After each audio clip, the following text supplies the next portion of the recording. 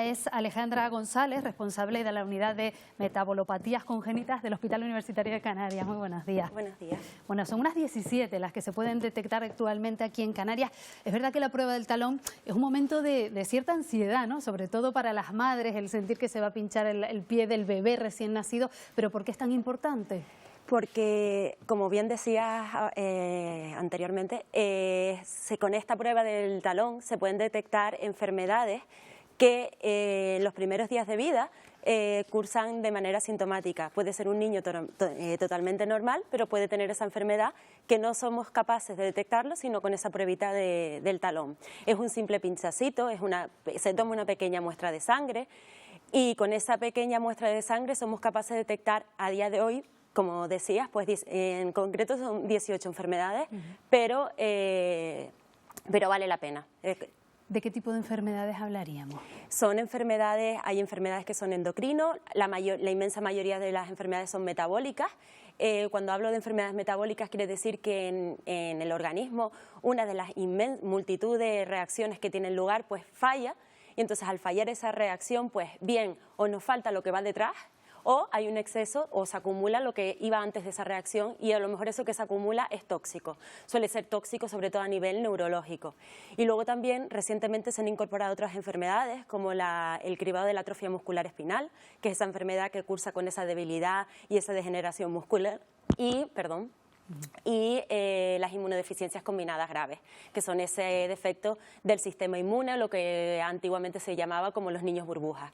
Puede que haya quien piense que con todos los controles que se hacen a las embarazadas durante los 9 meses de gestación, durante esas 40 semanas, si no es posible detectarlo desde el vientre materno. No, porque estos son enfermedades de lo que es el recién nacido y son, como ya le digo, si una vez que el niño nace, las exploraciones que se le hacen en las primeras horas de vida a los pediatras, incluso la consulta de la semana de vida que se suele hacer en los centros de salud, pueden pasar desapercibidas. Imagínese hacerlo en lo que sería en el control del embarazo. Es una prueba que hay que hacer, por lo que tengo entendido, entre los 15 días y el mes como máximo aproximadamente. En realidad es muchísimo antes. Nosotros tenemos siempre, lo que decimos es lo que nos está detrás persiguiendo es el tiempo, el factor tiempo. O sea, cuanto antes mejor. Efectivamente, la prueba del talón se debe realizar entre las 48 y 72 horas de vida, por eso se hace normalmente en los centros donde nacen, en los centros hospitalarios donde se le toma la muestra del talón, en la inmensa mayoría de los niños. Cuando nos llega al laboratorio siempre es que nos llega al laboratorio lo antes posible y una vez que llega al laboratorio intentamos siempre darle resultado en 1 o 2 días, siempre es las técnicas y siempre comprometidos con eso. ¿Por qué? Porque ser capaces de detectar esas enfermedades antes de que aparezcan los síntomas.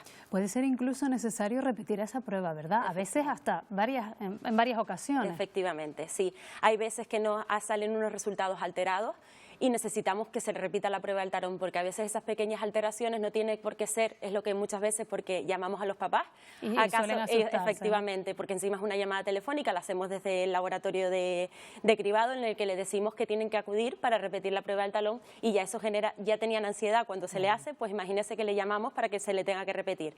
Esas alteraciones muchas veces no tienen por qué quedar en nada, la inmensa mayoría de las llamadas no quedan en nada, son pequeñas alteraciones que como la muestra se toma tan pronto, está todo el factor de estrés del parto, a veces la alimentación no está del todo instaurada porque son enfermedades que también tienen mucho que ver con la alimentación y entonces seguramente la mayoría cuando las repetimos se normalizan, entonces lo único que hay que pasar por esa repetición porque lo que queremos es que nunca se nos escape ningún niño. ¿En qué casos hay que llevar a cabo incluso pruebas complementarias a esa prueba del talón? Llámese test del sudor, estudio genético, ¿en qué situación?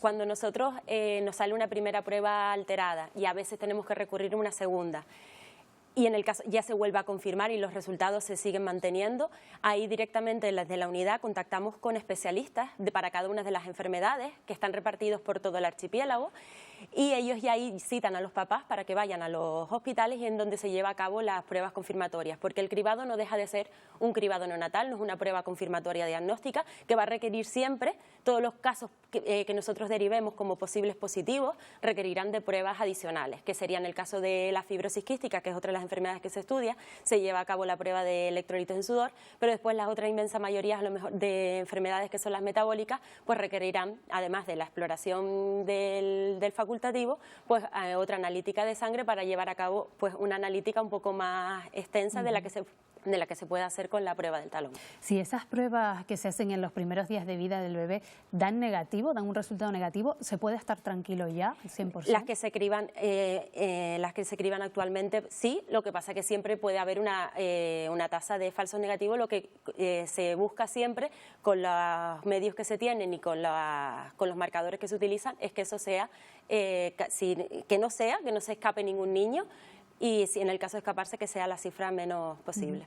¿Qué supone el hecho de detectar estas patologías de manera precoz, lo más pronto posible? ¿Cómo cambiaría la vida de ese niño en caso de detectarlas a tiempo o en caso de que ya se haga, por ejemplo, cuando aparecen los primeros síntomas? Pues con la detención precoz de estas enfermedades escribimos una historia totalmente diferente.